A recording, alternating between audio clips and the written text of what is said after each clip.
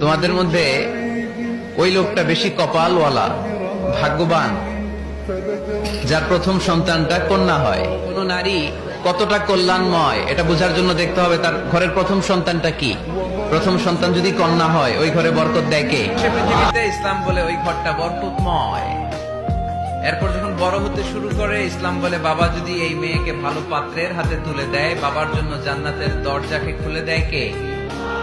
তারপর সে যখন কারো বধূ হয়ে কারো ঘরে যায়, ইসলাম বলে খয়রুকুম খয়রুকুম লি আহলিহি, তোমাদের মধ্যে ওই ব্যক্তি আল্লাহর কাছে সেরা যে তার স্ত্রীর কাছে সেরা। কার কাছে সেরা?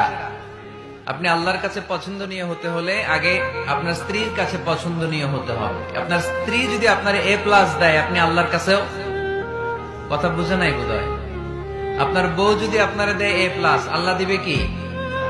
আপনার স্ত্রী যদি আপনারা দেয় A-, আল্লাহ দিবে কি? আপনার স্ত্রী যদি আপনারা F দেয়, F,